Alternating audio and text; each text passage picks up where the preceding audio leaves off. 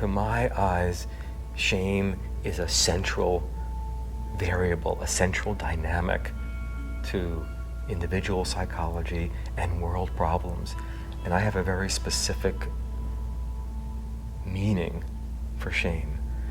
To me, shame means this: when something happens that's difficult, injurious, harmful, hurtful, or important to a person or a group, that could be Palestinians, that could be you, somebody looks upon your predicament, or the Palestinian predicament, or the African Americans living in South Carolina predicament, looks at that with eyes that dismiss what's happened in some way. I don't really see it that way. It's not that big a deal. Deny it. I don't see that as a racial issue. I don't see that that was really meant to hurt you. Why are you feeling that way? Or just marginalize that experience. And when that happens, something very special happens.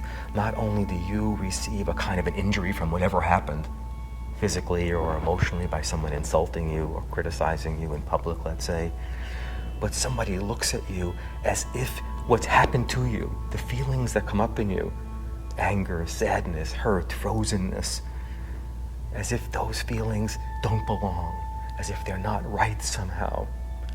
And then you internalize that, and you not only think, I got hurt, you think, what's wrong with me that I'm feeling this way? That what's wrong with me wraps itself around pain like a bandage, but it's infected. And it makes people very confused about their experience. That confusion is much harder, in my opinion, to get through than even the hurt.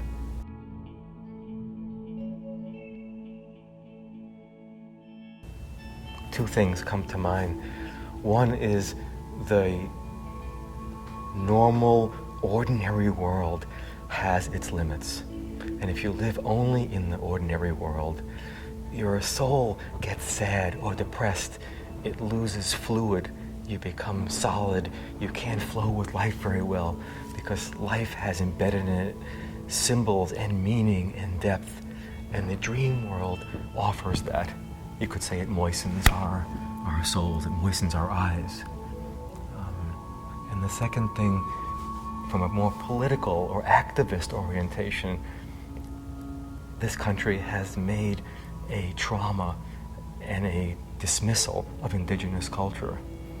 And dreaming is always part of indigenous culture. That's a language that is good to not forget, to remember, so that along with the hurt and burial of peoples and bones and ancestors, we don't lose the feeling and language of dreams, that the earth talks to us, that spirits talk to us, that at nighttime we go to sleep and we remember things about who we are and where we are.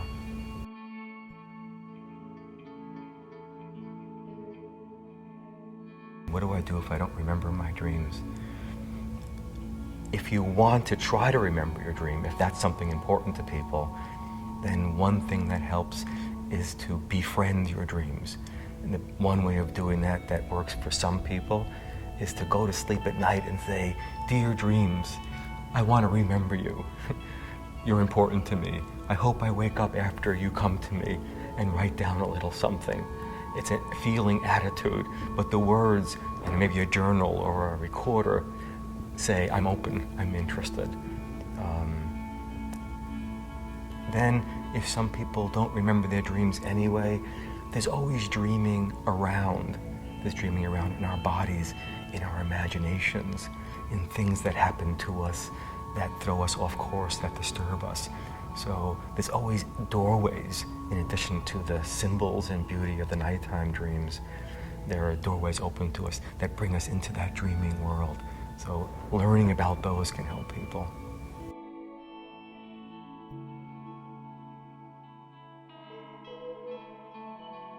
If I gave a person one tip, I would say, find one part of your nighttime dreams that's not you. It's another person, it's a monster, it's your sweetheart, it's a mountain, it's a tree, it's a red shirt, something that you don't say, oh, that's me in the dream. And then hang out with that image. What does it feel like to look at that be in relationship with that?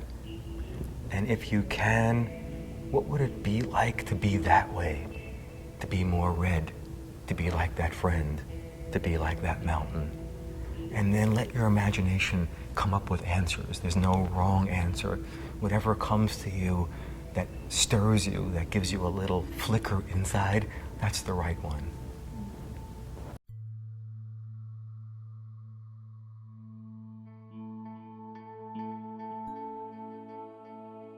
It goes back to the shame issue. The diet industry is a $60 billion industry. That means there's a lot of power in it, a lot of money being exchanged, a lot of hope that people are banking on, right? So that pulls people in, and yet the data says 5% or so of the time it's effective. There's a social component because most of those people spending that money are women, and I can give lots of data about that, but there's a sexism component. Women are being sold a hope, and the hope is not just to have a different body, it's a hope to have an experience of themselves, that they oughtn't be contingent on that body. That's a sexism component. And many people are being sold a program that says, I can make you thinner. I just read an advertisement the other day. A woman said, come to my free clinic for 2 hours. You will be able to resolve the diet program forever. That's not true. That should never be said, because we know about 5% of the time it works, and 50% of the time it doesn't, and 40% of the time people get heavier over time. We know that to be true. So I would like to see that whole industry change the way I'd like to see other things change, but it's such a great example to tell people this is the reality, this is the truth, this is who you are. You can't take your dislike for yourself, your hatred for yourself, your shame about who you are, whether that's your body or your feelings or other things, in this case your body and your feelings of esteem that go with a body in this culture that looks larger. You can't take that kind of experience of yourself, hatred, shame, self-dislike, and use that as a motivation to change yourself and be successful. As a therapist who studied and taught ethics for a while, if I could, I would make an ethic. And that ethics would say, you have to tell people this might not work, that it's unlikely. You have to say, if I go along with your agenda to lose weight, and it's coming out of, at least in part, a strong feeling of dislike of yourself, I'm complicit in shaming you, in believing the opinions about you that you're somehow less than powerful, intelligent, beautiful, moral in some way. So I would make an ethic that says you have to stop and help that person sort out that a little bit first before you say, okay, I can help you. Because as a therapist who's thinking psychologically, I should be aware, others should be aware of who that person is. And if that's what they're coming with, I should help them with that problem. So I wrote somewhere recently, any diet program that doesn't make a person, especially a woman, feel better about themselves, regardless of whether they lose 1 pound, won't work. I say no to that program. That has to be a bottom line goal, independent of any weight loss.